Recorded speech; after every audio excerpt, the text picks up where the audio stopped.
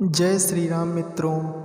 आज की वीडियो में मैं आप सभी को बताऊंगा कि किस प्रकार से शक्ति चक्र पर त्राटक के माध्यम से सम्मोहन शक्ति प्राप्त की जा सकती है और केवल सामने वाले को एक बार देख लेने मात्र से अपने वश में किया जा सकता है।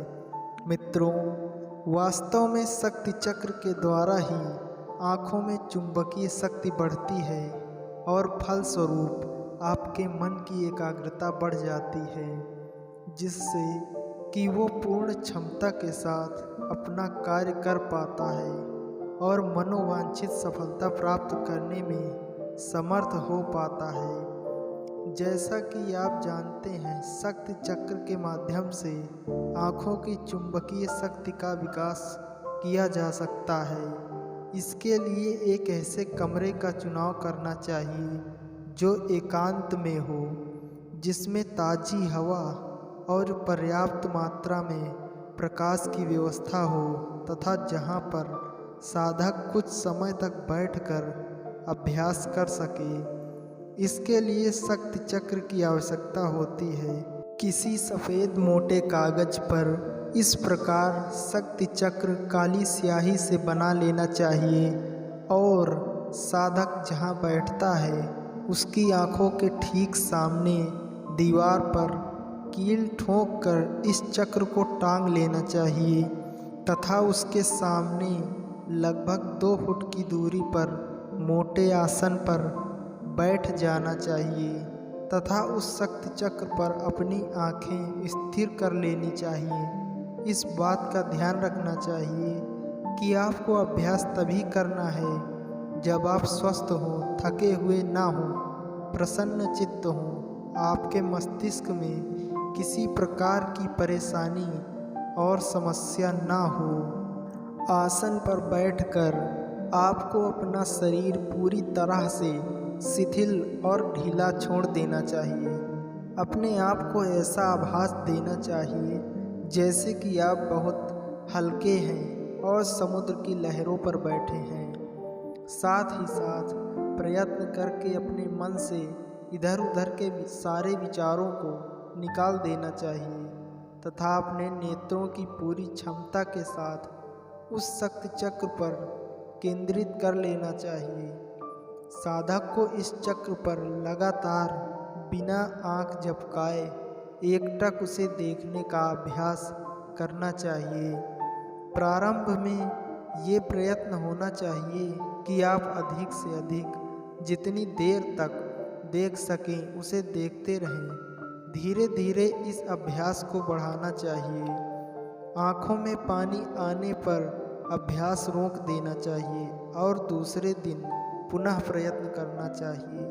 अभ्यास करते समय हृदय में ये धारणा बना लेनी चाहिए कि मेरी आँखें तेज युक्त हो रही हैं और साथ ही साथ मेरा मस्तिष्क विचार शून्य हो रहा है। इस प्रकार यदि साधक कुछ दिनों तक अभ्यास करता है तो उसकी आँखों में एक विशेष प्रकार की शक्ति उत्पन्न हो जाती है और आप जिसको भी कुछ मिनटों के लिए देखेंगे वो आपके वश में हो जाएगा।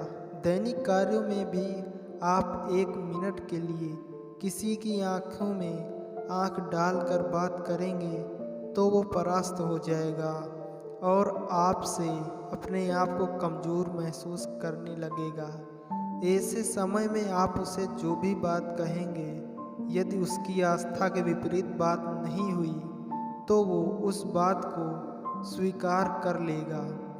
कुछ समय तक जब इस शक्ति चक्र पर अभ्यास होगा तो कुछ समय बाद ये शक्ति चक्र अपने स्थान से हिलता हुआ नजर आएगा और यह ऊपर नीचे या दाएं बाएं डोलता हुआ अनुभव होगा। जब ऐसा अनुभव हो तब साधक को चाहिए कि वो स्थिर दृष्टि से देखने का प्रयत्न करे और अपनी आँखों से ऐसा प्रयत्न करे कि वो शक्ति चक्र एक स्थान पर स्थिर हो सके। आगे चलकर साधक को इस चक्र में कोई और तस्वीर दिखाई देने लग जाती है जब ऐसा होने लगे तब आप ये समझ लें कि आप में एकाग्रता आ रही है और आप जो कुछ कर रहे हैं वो सही है। यदि अभ्यास करते समय आपको एक चक्र के स्थान पर 2 या 3 चक्र दिखाई देने लगे तो ये सफलता का ही चिन्ह है। कई बार आपको या साधक को अभ्यास के दौरान इस चक्र में सुंदर या डरावनी तस्वीरें अथवा दृश्य दिखाई देने लगते हैं, पर साधक को चाहिए कि वो बराबर अभ्यास करता रहे और मन में किसी प्रकार का विचार न लाए। अभ्यास जब कुछ दिनों का हो जाए तो साधक को कुछ और नवीन अभ्यास करने चाहिए। जैसे चलते चलते सामने जाते हुए व्यक्ति की गर्दन पर दृष्टि डालिए और ये इच्छा कीजिए कि वो मुड़कर आपको देखे। आप ये जानकर और देखकर हैरान हो जाएंगे कि ज्यों ही आप उसकी गर्दन पर दृष्टि डालकर ऐसा सोचते हैं, त्यों ही मुड़कर वो आपकी ओर देखने लग जाता है और 100 में से 95 बार ऐसा हो जाता है। या फिर किसी जाते हुए व्यक्ति की गर्दन पर पीछे से दृष्टि डालिए और ये अनुभव कीजिए कि वो तुरंत मुड़कर आपकी ओर देखे। या किसी सम्मेलन में अथवा पार्टी में किसी पुरुष या स्त्री को जिसका ध्यान दूसरी तरफ हो, आप उसकी गर्दन पर दृष्टि डालकर इच्छा प्रकट करें कि वो तुरंत आपकी ओर देखने लग जाए और आप ये देखकर हैरान हो जाएंगे कि वो आपकी ओर देखने लग जाता है। आप किसी मित्र को कहिए कि वो अपना हाथ कपड़े में या रुमाल में लपेट ले या मेज के नीचे छुपा कर रखे। फिर आप उसके हाथ के अन्य भाग पर दृष्टि डालकर ये विचार कीजिए कि उसके हाथ की हथेली गर्म होकर लाल हो रही है और धीरे धीरे जलन सी अनुभव हो रही है।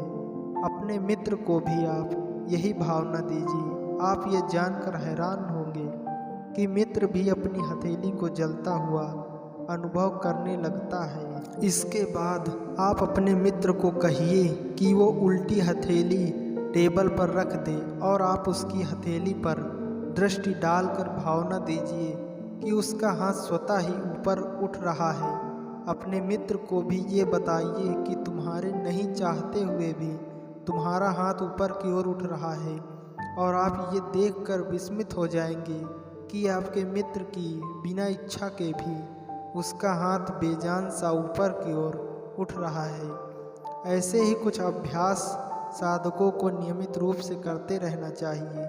यदि एक बार सफलता न मिले तो दूसरी या तीसरी बार अभ्यास करना चाहिए। अंत में उनको सफलता अवश्य ही मिलती है।